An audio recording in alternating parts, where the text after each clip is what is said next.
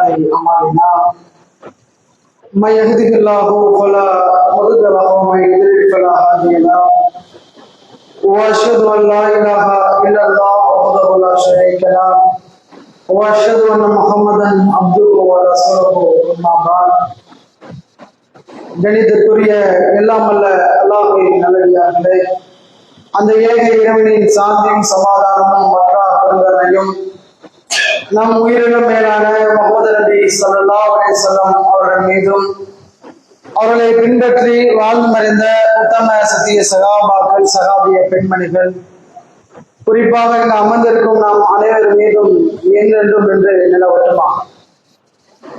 கணியத்திற்குரிய எல்லாம் அல்ல அல்லாஹ்வின் நல்லடியார்களே, நாம் அனைவருடைய நோக்கம் நாளை மறுமை என்கிற அந்த வாழ்க்கையிலே, சொர்க்கம் என்கிற இன்பகரமான வாழ்க்கைக்கு, அந்த இன்பகரமான வாழ்க்கையிலே நாமும் ஒருவராக அதை அனுபவிக்க வேண்டும் என்பதாக இருக்கும்.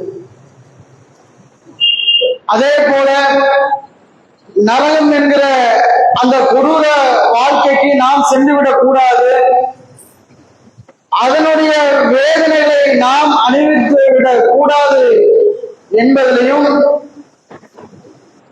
நாம ரொம்ப கவனமாக சிந்தனை செய்யக்கூடிய மக்களாக இருப்போம். அந்த சொர்க்கம் என்கிற இன்பகரமான வாழ்க்கையை பெறுவதாக இருந்தாலும் சரி, நரகம் என்கிற அந்த கொடிய இருந்து நாம் தப்பிக்க வேண்டுமானாலும் சரி, அதற்கு மார்க்கம் நமக்கு பல்வேறு வழிமுறைகளை நமக்கு சொல்லித் தருகிறது.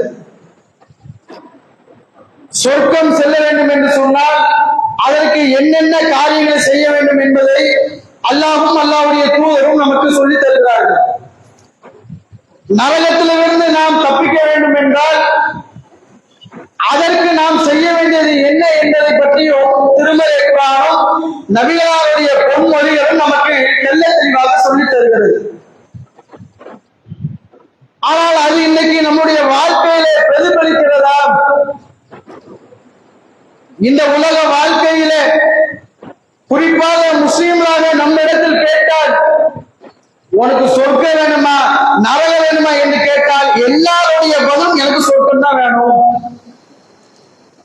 நரகத்துக்கு போக வேண்டும் என்று யாருமே ஆசைப்பட மாட்டோம். செயல் இருக்கா என்பது இரண்டாவது. நம்முடைய ஆசை முழுக்க முழுக்க இந்த கேள்வியை எழுப்பினால் சொர்க்கம் வேணுமா நரகம் வேணுமா, சொர்க்கம் தான் வேணும். ஒரு பேச்சுவார்த்தை இப்படிலாம் செஞ்சிட்டு இருக்கிறாங்க, நரகத்துல போய் விழுந்துற என்று நாம் நண்பரிடத்திலேயோ அல்லது மிகவும் அறிவுமான மக்கள் என்று நாம் சொன்னால் போவரும். என்ன ஏண்ட நரகத்துக்கு போய் சொல்ற, நீ வேணா போ, அதை மனசு ஏற்றுக்கிடாது.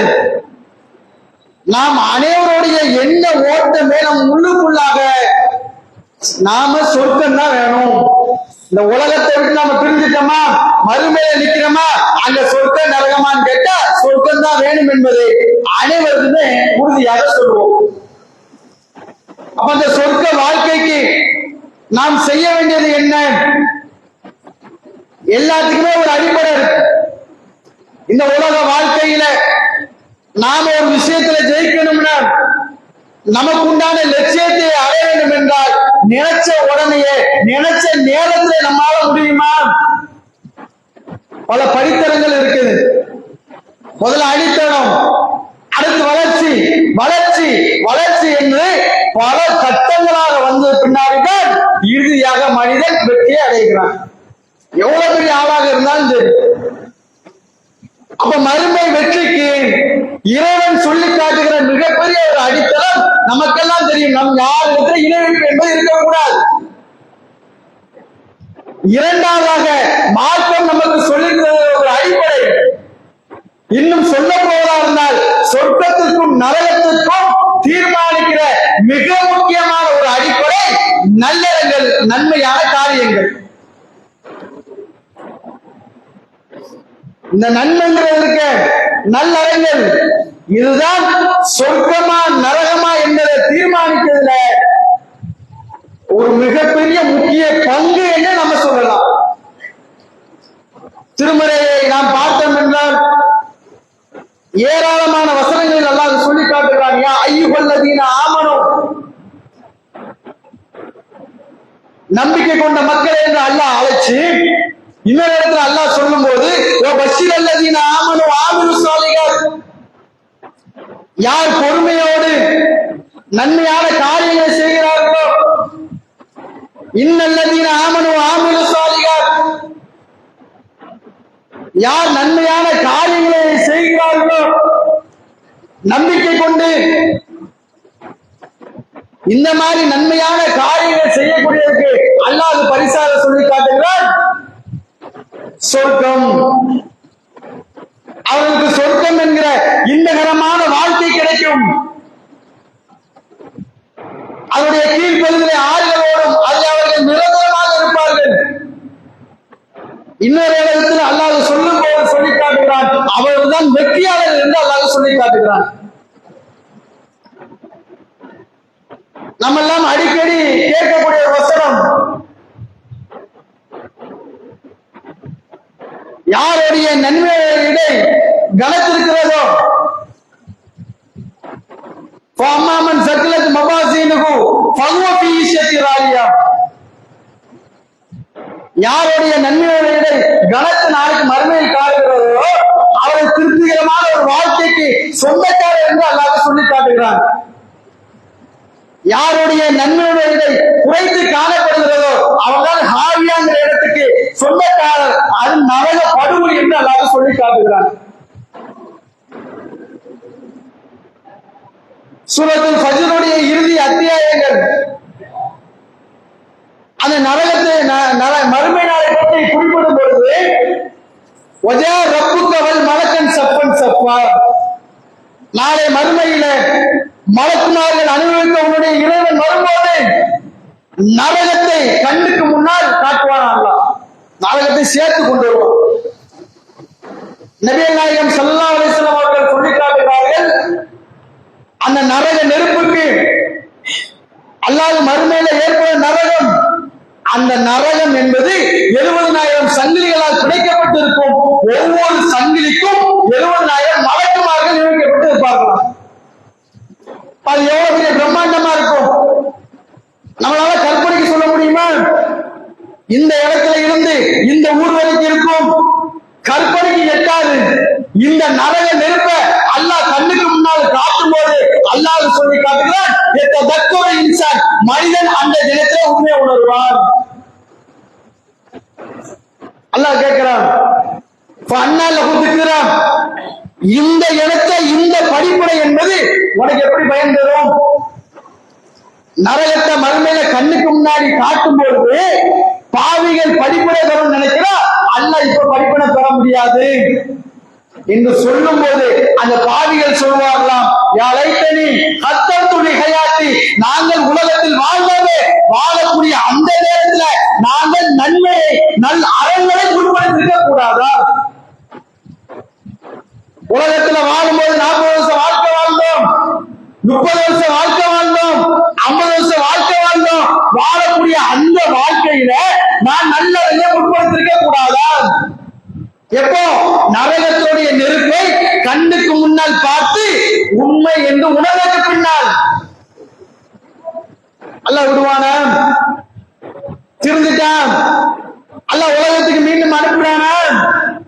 நரக நெருப்பில் தூக்கி வீசுகள் என்று அல்லாஹ் சொல்லி காட்டுகிறான்.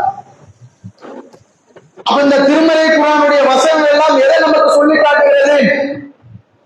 இந்த நன்மையான காரியங்கள் என்பது, இந்த நற்செயல்கள் என்பது சொர்க்கத்துக்கும் நரகத்துக்கும் இடையே நம்மளை தீர்மானிக்கிற மிகப்பெரிய ஒரு விஷயமாக இருக்கிறது. நம்ம சொர்க்கத்துக்கு போகணும்னு ஆசைப்படுறோம்னா, நரகத்தை விட்டு நாம் தள்ள வேண்டும் ஆசைப்படுகிறோம் என்றால், இந்த நல்லறங்களுடைய விஷயத்துல நாம எப்படி இருக்கணும்? இன்னைக்கு நாம எப்படி இருக்கிறோம்? இந்த நன்மையான காரியங்கள் இருக்குல்ல, இது அல்லாஹ் எந்த அடிப்படையில எப்படி எல்லாம் நம்ம செய்ய சொல்றான்? திருமலை குர்ஆனில் அல்லாஹ் சொல்லி காட்டுகிறான், வலில் குல்லின் விஜிகத்துன் ஹுவ வல்லிகா, நிச்சயமாக ஒவ்வொருவருக்கும் ஒவ்வொரு முன்னோக்கி இலக்கு என்பது இருக்கிற, அதை நோக்கிதான் அவன் பயணிக்கிறான்.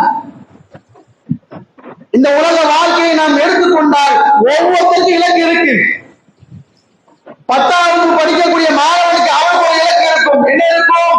நாம படிக்கக்கூடிய இந்த கல்லூரியில முதல்ல நாம வரணும், மாநிலத்துல முதல்ல நாம வரணும், மாநில லெவல்ல இந்த மார்க் டாப் 3 நம்ம வந்துடணும், அல்லது குறைஞ்சபட்சம் இவ்வளவு மார்க் எடுக்கிறோம் என்பதால் ஒரு இலக்கால் 12வது வகுப்பு படிக்கக்கூடிய மாணவனுக்கு இருக்கும், கல்லூரி படிக்கக்கூடிய மாணவனுக்கு இருக்கும், தொழில் செய்யக்கூடியவருக்கு இருக்கும், வேலை பார்க்கக்கூடியவருக்கு தான் சார்ந்த அந்த தொழில் நிறுவனத்தில் தான் தான் முதன்மையாக இருக்க வேண்டும் என்ற இலக்கு இருக்கும். எல்லா மனுஷனுக்குமே இலக்கு இருக்கிறது. ஒவ்வொரு மனிதனும் அந்த இலக்கை நோக்கிதான் செல்லுகிறான் என்று சொல்லிவிட்டு அடுத்ததாக அல்லாஹ் சொல்லி காட்டுகிறார், நீங்கள் நன்மையான காரியத்தை முந்திக் கொள்ளுங்கள். மனுஷனுக்கு இலக்கு இருக்கட்டும், அதை நோக்காம பயணிக்கிறான், ஆனால் நீங்கள் நன்மையான காரியத்தில் முந்திக் கொள்ளுங்கள் என்று சொல்லிவிட்டு அடுத்த வரையே அல்லாஹ் ரப்பல் ஆலமீன் எதற்கு என்கிற காரணத்தை அல்லாஹ் சொல்றான். ஐனமா தக்கூனு யஹ்தி பிஹுமுல்லாஹி ஜமியா. நீங்கள் இந்த உலகத்துல எங்க வாழ்ந்த போதிலும் எப்படி வாழ்ந்த போதிலும் உங்களை அத்தனை பேருடைய திரும்புதல் என்பது அல்லாஹ்விடத்தில் இருக்குது. இந்த வசனத்தை அல்லாஹ் சொல்லுகிற செய்தி என்ன? எவ்வளவு பெரிய பணக்காரனா இருந்தாலும் சரி, அல்லது ஏழையா இருந்தாலும் சரி, பிறரை நம்பி வாழக்கூடிய மக்களாக இருந்தாலும் சரி, இந்த உலகத்தினுடைய வாழ்க்கை நீங்கள் எப்படி வாழ்ந்த பொழுதும் உங்களுடைய அத்தனை பேருடைய மீறுதல் என்பது, திரும்புதல் என்பது அல்லாஹ்விடத்துல இருக்கிறது. எனவே நன்மையான காரியத்தை முந்திக்கிடுங்க. நாளைக்கு அல்லாஹ் முன்னாடி வந்து நிக்கணும். எனவே நன்மைகளை நீங்கள் அதிகமாக செய்து கொள்ளுங்கள் என்று திருமறை குர்ஆனில் அல்லாஹ் ரப்பல் ஆலமீன் நமக்கு சொல்லி காட்டுகிறார். இந்த அடிப்படையில இன்னைக்கு நம்மளுடைய வாழ்க்கையில நன்மையான காரியங்களுக்கு முக்கியத்துவம் கொடுத்து செய்யக்கூடிய மக்களாக இருக்கிறோமா? அந்த நன்மையான காரியங்கள்ல நாம் கேட்கும் பொழுது அல்லது படிக்கும் பொழுது அதை முந்தி அடித்துக் கொண்டோ போட்டி மனப்பான்மையோடு செய்யக்கூடிய மக்களாக இன்னைக்கு நாம் இருக்கிறோமா? உலகத்தோடைய இன்பங்கள் ஏதாவது நமக்கு கிடைக்கின்றன, இந்த உலகத்துடைய அற்பத்திலும் அற்பமான இன்பம் நமக்கு கிடைக்கும் என்றால் அதற்காக வேண்டி முந்தி அடிக்கக்கூடியவர்களாக, போட்டி போடக்கூடியவர்களாக இன்னைக்கு நாம் இருக்கிறோமா இல்லையா? எதற்கெல்லாம் போட்டி போடுறோம்? ஒரு சாதாரண ஒரு பிரியாணி கடையிலையோ ஒரு செல்போன் கடையில ஆஃபர் போடுறோம். ஒரு பிரியாணி வாங்கினால் இன்னொரு பிரியாணி இலவசம்,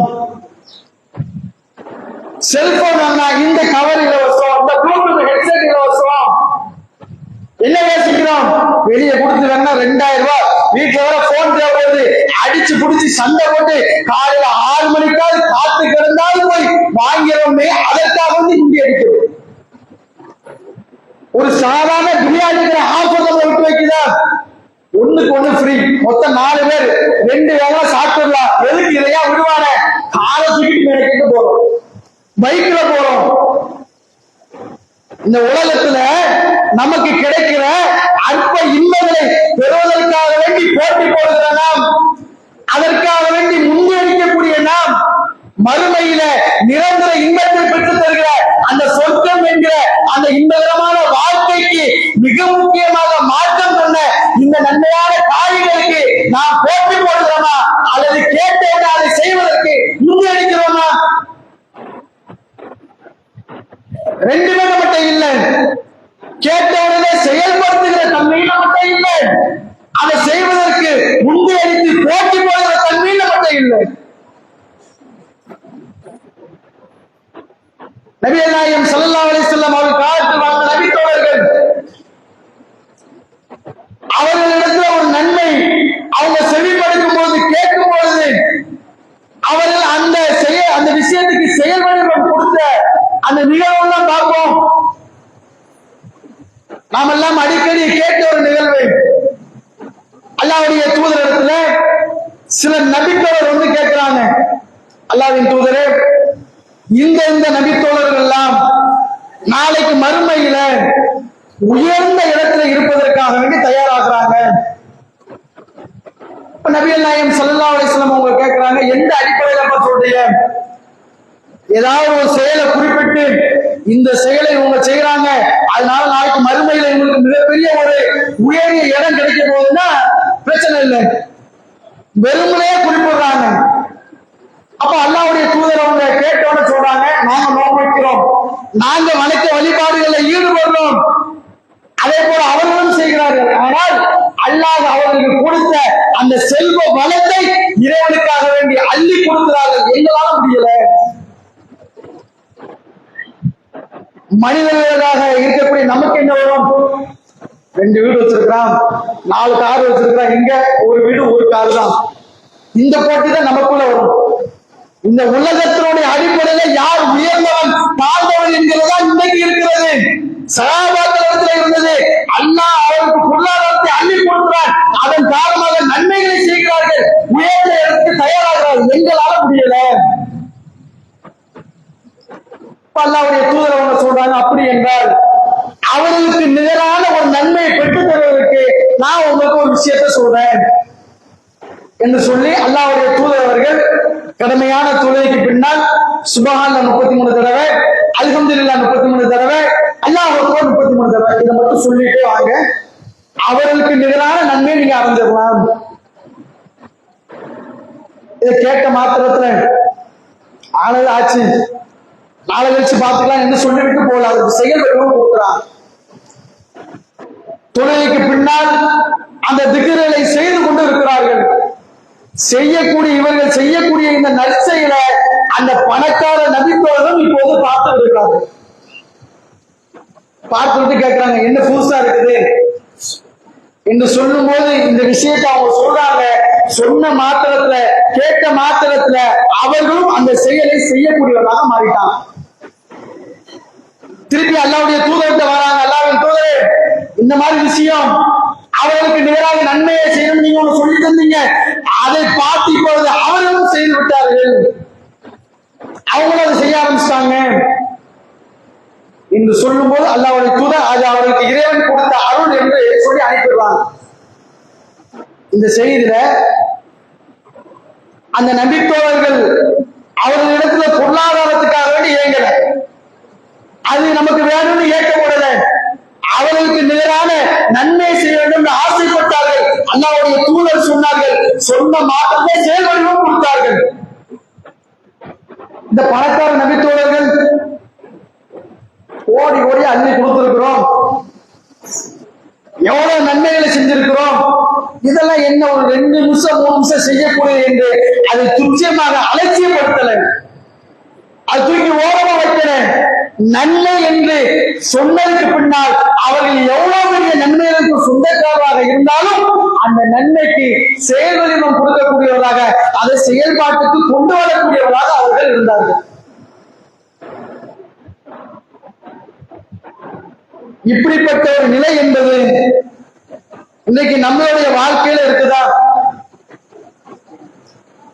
திருமறை குர்ஆனை ஓதுவதன் மூலமாக கேட்கிறோம், ஹதீஸ்களை வாசிக்கும் போது கேட்கிறோம், இன்றைய கால சூழ்நிலையில சமூக வலைதளங்கள் மூலமாக ஏராளமான நன்மைகள் நமக்கு சொல்லப்படுது. ஒரு தெருமுறை பிரச்சாரத்தின் வாயிலாக, ஒரு பிரச்சாரத்தின் வாயிலாக ஏராளமான நன்மைகளை நாம் கேட்கக்கூடியவர்களாக இருக்கிறோம். கேட்கக்கூடிய எத்தனை செயல்களுக்கு, எத்தனை நன்மைகளுக்கு இதுவரைக்கும் நாம் செயல் வடிவம் கொடுத்திருக்கிறோம்.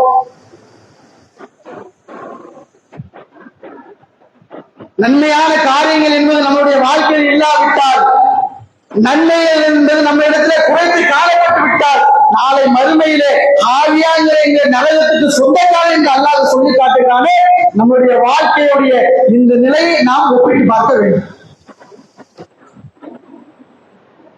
கண்ணியத்திற்குரிய அல்லாஹ்வின் நல்லடியார்களே, அப்ப இந்த நன்மையான காரியங்கள் என்பது, நற்செயல் என்பது நம்முடைய வாழ்க்கையில, நம்முடைய மறுமை வாழ்க்கைக்காக வேண்டி நாம் செய்ய வேண்டிய மிக முக்கியமான ஒரு விஷயம். எனவே அது சொல்லப்படும் போது அது கேள்விப்படும் போது நாம் அதை போட்டி மனப்பான்மையோடையும் அதை முந்தி செய்யக்கூடிய மக்களாக இருக்க வேண்டும். அல்லாஹ் ரப்பல் ஆலமீன் அப்படிப்பட்ட நல்ல ஒரு பாக்கியத்தை நாம் அனைவருக்கும் தந்துடுவான் என்று கூறி என்னுடைய முதல் உரை செய்கிறேன்.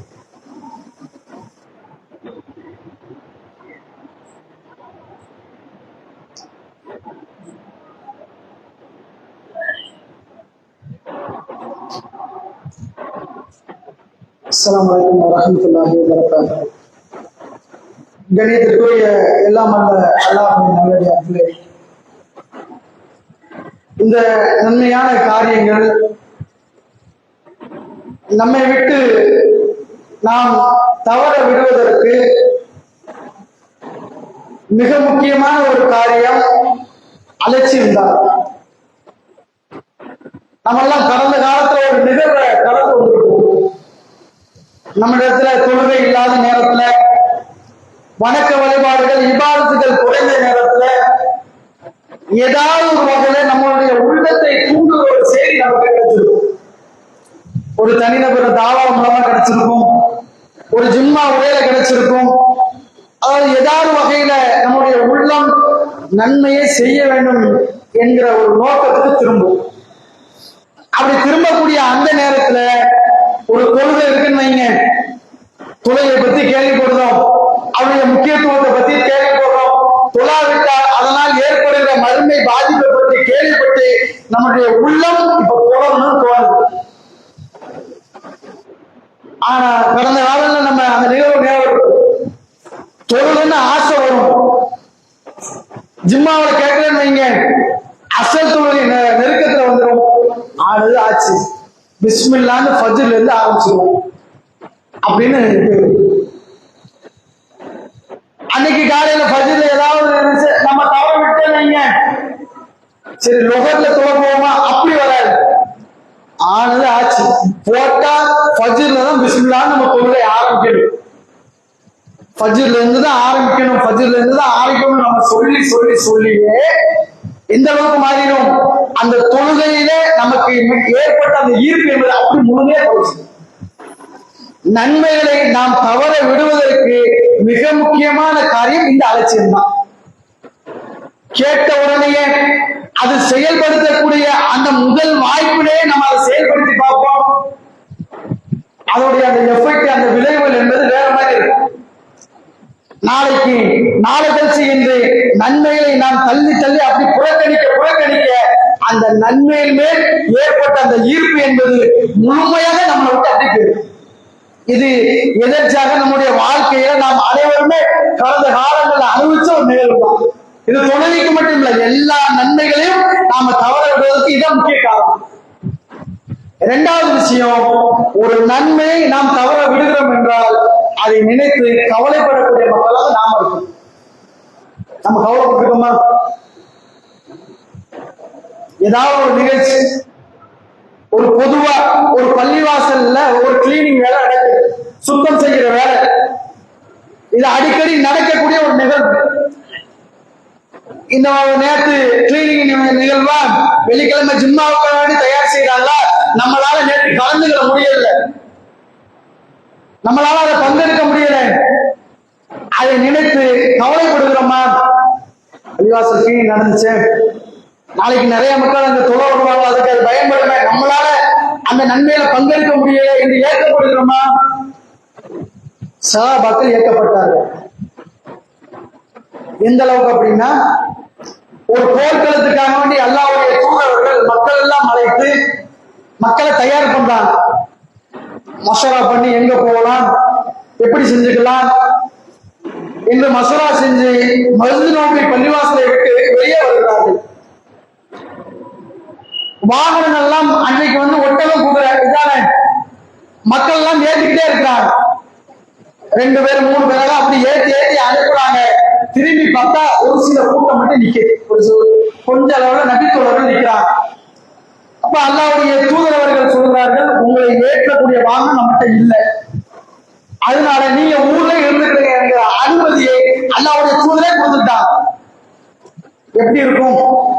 நாம அந்த இடத்துல என்ன விட்டாச்சுப்பா, போர்க்களம் சாதாரண விஷயம் இல்லை, வாழ்வா சவாங்க ஒரு போராட்டம். வெறும் வார்த்தைகளாக நம்ம சொல்லிட்டு போயிடலாம். போர்க்களம் என்பது போகிற நாம் அப்படியே திரும்பி வரலாம், அல்லது அங்கே மறைக்கலாம், அல்லது ஒரு கை ஒரு காலை ஏதாவது ஒன்று போகலாம், என்னன்னாலும் நடக்கலாம். அப்படிப்பட்ட ஒரு நிகழ்வுக்கு அல்லாஹ்வுடைய தூதரவங்க அனுமதி கொடுக்குறாங்க. நீங்க வேண்டாம், வாகனம் நம்மகிட்ட இல்ல, நீங்க ஊர்ல இருந்துக்கிடுங்க. மனிதனுடைய யதார்த்த நிலை எப்படி இருக்கும்? அல்லாஹ்வுடைய தூதரவர்கள் அந்த நபித்தோரை போக சொல்லிட்டு போர்க்களத்துக்காக வேண்டி கிளம்பிட்டாங்க.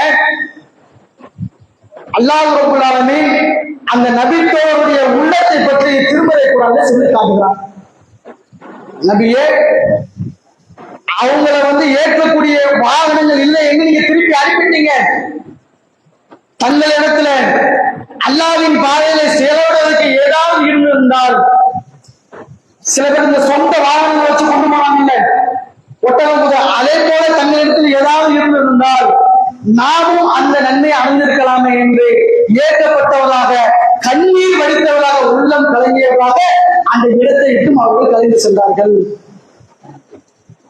நம்மகிட்ட ஒட்டகம் குதிரை இருந்துச்சுன்னா நாமும் அந்த நன்மையை அடைந்திருக்கலாமே, நம்மளால அந்த நன்மையை அடைய முடியல என்று அழுதவர்களாக, உள்ளத்துல கலங்கியவர்களாக அந்த இடத்தை விட்டும் கலைந்து சென்றார்கள். அவர்கள் மீது எந்த குற்றமும் இல்லை என்று அல்லாஹ் ரப்பல் ஆலமீன் திருமறை குர்ஆனிலே அவர்களுக்கு மிகப்பெரிய ஒரு சான்றை, மதிப்பை அல்லாஹ் கொடுக்கிறான்.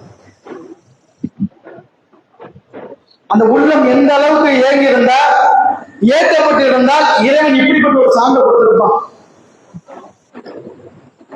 அப்ப இப்படிப்பட்ட இந்த ஏக்க நிலை என்பது நன்மையான காரியத்தை தவற விடும் போது நமக்கு இருக்கும் என்றால் இதனுடைய விளைவு எப்படி தெரியுமா இருக்கும்? அடுத்து அந்த நன்மையான காரியங்கள் நம்மளுக்கு வரும்பொழுது, நமக்கு அந்த வாய்ப்பு கிடைக்கும் பொழுது, தவறவிட்ட வாய்ப்பில் இருந்த முனைப்பை விட, அதில் இருந்த அந்த உத்வேகத்தை விட இது அதிகப்படியாக இருக்கும். அப்ப இந்த நிலை என்பது நம்முடைய வாழ்க்கையினுடைய கடைசி வரைக்கும் தொடரக்கூடியதாக இருக்கும். கண்ணியத்திற்குரிய அல்லாஹ்வின் நல்லடியார்களே, அந்த மறுமை என்கிற அந்த வாழ்க்கைக்கு சொர்க்கம் என்கிற இன்பத்தை நாம் அனுபவிக்க வேண்டும் என்றால், நரகம் என்கிற இந்த கொடியதை விட்டு நாம் தவிர்த்து இருக்க வேண்டும் என்றால், இந்த நன்மையான காரியங்கள் என்பது, இந்த நற்செயல்கள் என்பது மிக முக்கியமாக இருக்கிறது. எனவே அதை செய்வதில் முந்தியடிக்கக்கூடியவர்களாக, போட்டி போடக்கூடியவர்களாக, கேட்டவுடனே அதை செயல்படுத்தக்கூடிய மக்களாக இருக்கும். அல்லாஹ் ரப்பல் ஆலமீன் அப்படிப்பட்ட நல்ல ஒரு பாக்கியத்தை நாம் அனைவருக்கும் தந்துருவார் என்று கூறி நம்முடைய ஜும்மாவை செய்கிறேன். வாஹிரு அல்ஹம்துலில்லாஹி ரப்பில் ஆலமீன். அஸ்ஸலாமு அலைக்கும் வரஹ்மத்துல்லாஹி வபரகாத்துஹு.